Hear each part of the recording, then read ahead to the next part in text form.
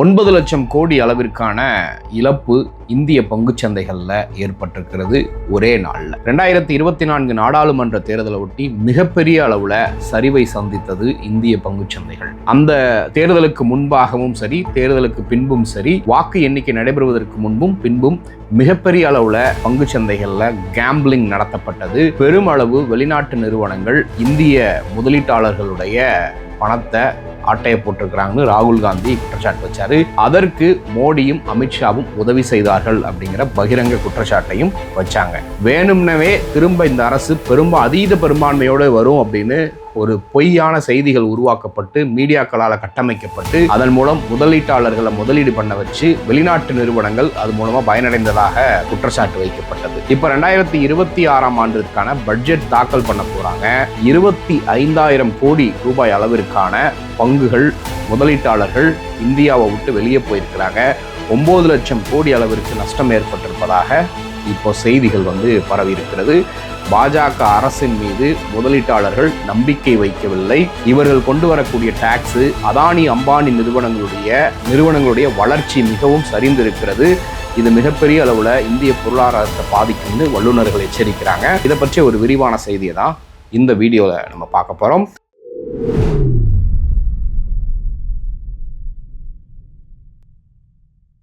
கோபாசை நண்பர்களுக்கு வணக்கம். வீடியோக்குள்ளே போகிறதுக்கு முன்னாடி சேனலை மறக்காமல் சப்ஸ்கிரைப் பண்ணிடுங்க. இந்த வீடியோவை லைக் பண்ணிவிட்டு உங்கள் கருத்துக்களை மறக்காமல் கமெண்ட் செக்ஷனில் பதிவிட்டுருங்க. 2026ஆம் ஆண்டிற்கான நிதிநிலை அறிக்கையை ஒன்றிய நிதியமைச்சர் நிர்மலா சீதாராமன் அவர்கள் தாக்கல் பண்ண போகிறாங்க. பட்ஜெட் வரவிருக்கிறது. பட்ஜெட்டில் corporate gain tax, capital gain tax, estate tax போன்ற டேக்ஸுகளை கார்ப்பரேட் நிறுவனங்கள் மீது இவர்கள் விதிக்க போகிறாங்க. அதனுடைய அச்சத்தின் காரணமாக முதலீட்டாளர்கள் இந்தியாவிலிருந்து முதலீடுகளை எடுத்துட்டு வெளிநாடுகளுக்கு போகிறாங்க அப்படிங்கிற ஒரு எச்சரிக்கை விடுக்கப்பட்டிருக்கிறது. அதனுடைய வெளிப்பாடாக ஒரே நாளில் 9 லட்சம் கோடி ரூபாய் அளவிற்கான ஒரு சென்செக்ஸினுடைய சரிவு ஏற்பட்டிருக்கிறது இந்திய பங்குச்சந்தைகளில். இது சாதாரண விஷயம் கிடையாது, ஒரு மிகப்பெரிய கவலை கொள்ளக்கூடிய விஷயம் அப்படின்னு பொருளாதார வல்லுநர்கள் எச்சரிக்கிறாங்க. இதற்கு பல்வேறு ஃபேக்டர்ஸை ஆட்ரிபியூட் பண்ணுறாங்க. அதில் பிரதானமாக சொல்லக்கூடிய தரவுகள் என்ன அப்படின்னு பார்த்தீங்கன்னா, அதானி போன்ற நிறுவனங்கள் இந்தியாவில் பாஜக ஆட்சிக்கு வந்ததற்கு பின்பு பெரிய அளவுக்கு வளர்ச்சி அடைந்திருக்கிறாங்க. அந்த நிறுவனங்களுக்கும் மற்ற கார்ப்பரேட் நிறுவனங்களுக்கும் இடையே இருக்கக்கூடிய இடைவெளி அப்படிங்கிறது மிகப்பெரிய அளவில் இருக்கிறது. இந்தியாவில் பிரதானமாக இருக்கக்கூடிய அனைத்து தொழில்களிலும் இந்த 2 நிறுவனங்கள் முதலீடு பண்ணியிருக்கிறது.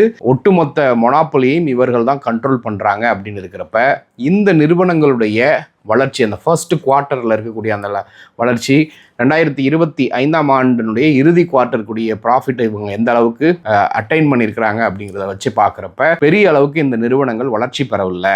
இப்போ இந்த நிறுவனங்களே வளர்ச்சி அடையவில்லைன்னா இந்திய பொருளாதாரம் எந்த மாதிரியான மந்த நிலையை நோக்கி போய் கொண்டிருக்கிறது அப்படிங்கிற ஒரு அச்சம் முதலீட்டாளர்களுக்கிடையே இருக்கு அப்படின்னு சொல்றாங்க. அது மட்டும் இல்லாமல் இந்த கார்ப்பரேட் டாக்ஸை இந்த ஒன்றிய பாஜக அரசு உயர்த்த போகுது. கிட்டத்தட்ட 17 லட்சம் கோடி 20 லட்சம் கோடின்னு இவங்கள் முதலீடுகளை அந்த பிபிபி பார்ட்னர்ஷிப் மூலமாக திரட்ட போறாங்க அப்படிங்கிற அறிவிப்பு வெளியிட்டதுக்கு அப்புறமும் பெரிய அளவுக்கு முதலீட்டாளர்கள் மத்தியில் அது ஈர்க்கலை. முதலீட்டாளர்கள் இந்த ஒன்றிய பாஜக அரசை நம்பல அப்படிங்கிற ஒரு செய்தியும் இதுல இருந்து வெளிவந்திருக்குது. இது ஒரு புறம். இன்னொரு புறம் வங்கதேசத்துல பாத்தீங்கன்னா அதானி நிறுவனத்துக்கு மேலே இருக்கக்கூடிய குற்றச்சாட்டுகள், ஊழல் குற்றச்சாட்டுகள் அந்த கார்ப்பரேட் கவர்னன்ஸில் ஒரு சந்தேகத்தை கிளப்புது. இந்தியாவில் இந்த நிறுவனங்கள் மீது ஒரு சந்தேகத்தை முதலீட்டாளர்கள் மத்தியில் உருவாக்கி இருக்குது.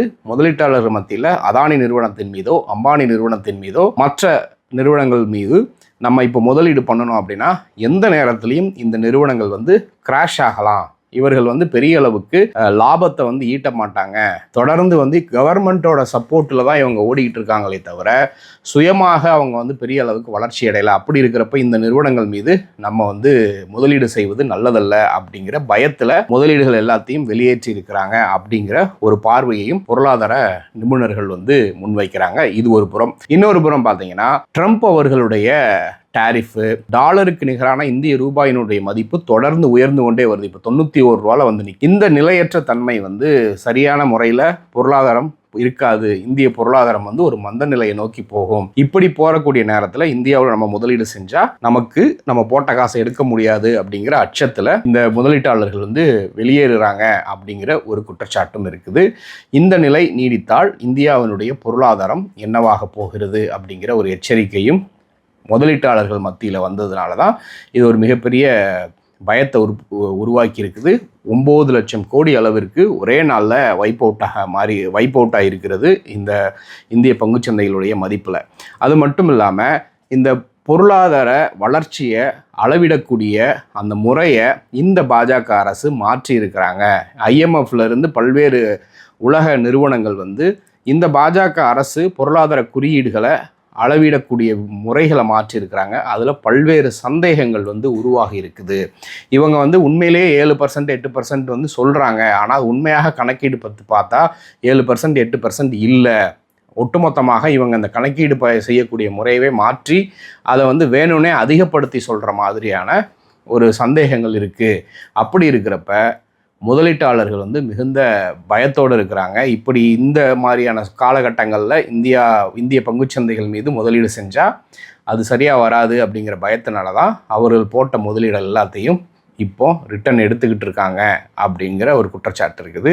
இந்த நிலை தொடர்ந்து போகுது அப்படின்னா இந்தியாவில் இருக்கக்கூடிய பெருமளவு நிறுவனங்கள் வந்து கிராஷ் ஆகும். அதிலும் குறிப்பாக அதானி அம்பானி போன்ற நிறுவனங்கள் வந்து மிகப்பெரிய அளவில் கிராஷ் ஆகும் அப்படின்னு சொல்லப்படுது. அதானி நிறுவனங்கள் வந்து முழுக்க கவர்மெண்ட் கொடுக்குற சலுகைகள், அதானி நிறுவனத்துக்கு எந்த அளவுக்கு இந்த பிஜேபி கவர்மெண்ட் சலுகைகள் கொடுத்துருக்குறாங்க, LIC போன்ற அரசு நிறுவனங்கள் எப்படி அதானி நிறுவனத்தில் முதலீடு பண்ணியிருக்கிறாங்க, அப்படி ஒருவேளை அதானி நிறுவனம் வந்து சரிவை சந்திக்குது அப்படின்னா LICயில் முதலீடு பண்ண சாதாரண முதலீட்டாளர்களுடைய நிலைமை என்னாகும்? சாதாரண பாமர மக்கள் வந்து LICயில் வந்து போட்டு வச்சிருக்கிறாங்க. அந்த ஃபண்டை தூக்கி LIC நிறுவனம் அதானி நிறுவனத்தில் வந்து இன்வெஸ்ட் பண்ணியிருக்குது. இப்போ அதானி நிறுவனம் வந்து கிராஷ் ஆகுது அப்படின்னா அதனுடைய விளைவுகள் என்னவாக ஆகும் அப்படிங்கிற ஒரு மிகப்பெரிய அச்சத்தை வந்து இப்போ வந்து இந்திய முதலீட்டாளர்கள் மத்தியில் உருவாகி இருக்கிறது. அகிலேஷ் யாதவ்லேருந்து ராகுல் காந்தியிலிருந்து எதிர்க்கட்சிகள் அனைவருமே மிகப்பெரிய கவலையை தெரிவிச்சுக்கிட்டு வராங்க. இது மட்டும் இல்லாமல் ட்ரம்ப் அவர்களுடைய எச்சரிக்கை 500% டாக்ஸ் நான் விதிப்பேன். இப்போ ட்ரம்ப் அவர்களுடைய எச்சரிக்கைக்கு மோடி அரசு பயந்து கொஞ்சம் கொஞ்சமாக ரஷ்யா கிட்ட இருந்து மறைமுகமாக பல்வேறு உறவுகளை வந்து துண்டிச்சுக்கிட்டு வராங்க. ஆயில் வாங்குறதை நிறுத்திட்டாங்க. சில கூட்டமைப்புகள்ல இருந்து இந்தியா வெளியே வருது. இப்போ வரைக்கும் மோடி அவர்கள் வந்து ட்ரம்ப்பை எதிர்த்து எதுவுமே பேசலை அப்படிங்கிற இந்த மாதிரியான அறிகுறிகளும் முதலீட்டாளர்கள் மத்தியில் வந்து ஒரு அச்சத்தை உருவாக்கி இருக்குது. இந்த கவர்மெண்ட் வந்து ஒரு ஸ்டேபிளான முடிவெடுக்க மாட்டாங்க.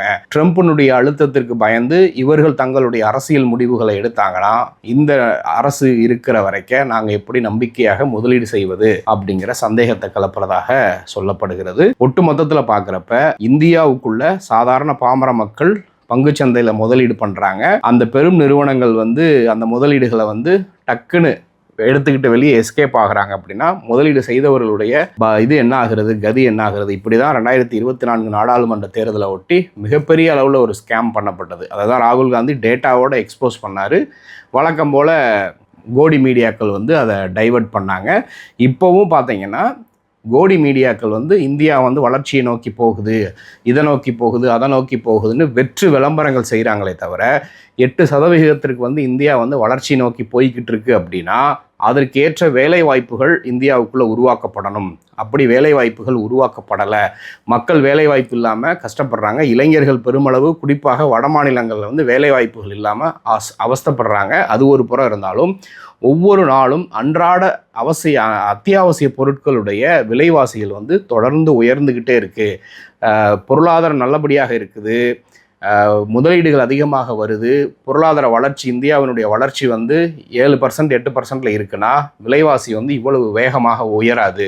ஒரு வாரத்திற்கு முன்பாக 1 லிட்டர் தேங்காய் எண்ணெய் எவ்வளோ விற்றது, 1 கிலோ அரிசி எவ்வளோ விற்றது, இன்றைக்கு எவ்வளோ விற்கிது அப்படின்னு பார்த்தீங்கன்னா சாதாரண கடைகளில் போய் பார்த்தாலே 10 ரூபாயிலிருந்து 20 ரூபா வரைக்கும் ஒரு கிலோவுக்கு வந்து ஏற்றி வச்சுருக்கிறாங்க.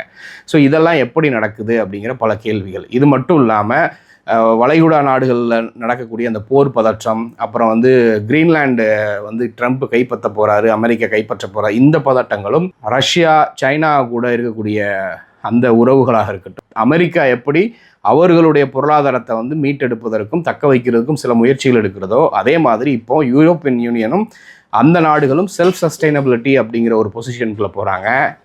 சைனாவும் அந்த மாதிரியான ஒரு இதுக்குள்ளே போகுது. இந்தியா என்ன விதமான ஸ்டாண்ட் எடுக்க போகுது? மோடி போன்ற ஒரு தலைவர் வந்து ஒரு பலவீனமாக இருக்கிறாரு. ஒரு உறுதியான ஸ்திரத்தன்மையோடு இருக்கக்கூடிய ஒரு பொருளாதார முடிவுகளை மோடி எடுப்பாரா? முழுக்க முழுக்க கார்ப்பரேட்டுகளை நம்பி தான் இந்த மோடி அரசு இருக்குது. அப்படி இருக்கிறப்ப இப்படிப்பட்ட ஒரு சூழ்நிலையில் நாங்கள் எப்படி முதலீடு செய்வோம் அப்படிங்கிற அச்சத்தினால தான் முதலீட்டாளர்கள் வந்து தங்களுடைய பணத்தை திரும்ப எடுக்கிறாங்க அப்படிங்கிற ஒரு சந்தேக பார்வையை பொருளாதார வல்லுநர்கள் வந்து குறிப்பிட்றாங்க. ஏற்கனவே 2022 காலகட்டத்திலிருந்து இந்திய மக்கள் மத்தியில் வாங்கும் திறன் வந்து குறைஞ்சிருச்சு அப்படின்னு ரிசர்வ் பேங்க் ஆஃப் இந்தியா கொடுத்த டேட்டாவிலேயே வந்திருந்தது. பெருமளவு மக்கள் வந்து கடன் வாங்குறாங்க. கடன் வாங்கி அவங்களால திரும்ப செலுத்த முடியல. அன்றாட வாழ்க்கையை ஓட்டுறதுக்கே கடன் வாங்கி தான் அவங்க பொழப்ப நடத்திட்டு இருக்கிறாங்க அப்படிங்கிற டேட்டா கொடுத்துச்சு. ஸோ இந்த நிலை தொடர்ந்துக்கிட்டே இருக்குது அப்படின்னா இருக்கக்கூடிய சொத்துக்கள் எல்லாத்தையும் பிரைவேட்டைசேஷன் பண்ணி தான் இவர்களால் எக்கானமியை வந்து ரன் பண்ண முடியும். புதிதாக உற்பத்தியை உருவாக்கி முதலீடுகளை கொண்டு வந்து இது பண்ணுறதுக்கு இன்னும் பல ஆண்டுகள் எடுக்கும். 12 ஆண்டுகளாக இவங்க செஞ்ச மிஸ் கவர்னன்ஸனுடைய விளைவுகள் இப்போ வர தொடங்கி இருக்குன்னு பொருளாதார வல்லுநர்கள் எச்சரிக்கிறாங்க. தொடர்ந்து இதை குறித்து பேசலாம். இதை குறித்து நீங்கள் என்ன நினைக்கிறீங்க அப்படிங்கிறத மறக்காமல் கமெண்ட்டில் சொல்லுங்கள். நன்றி.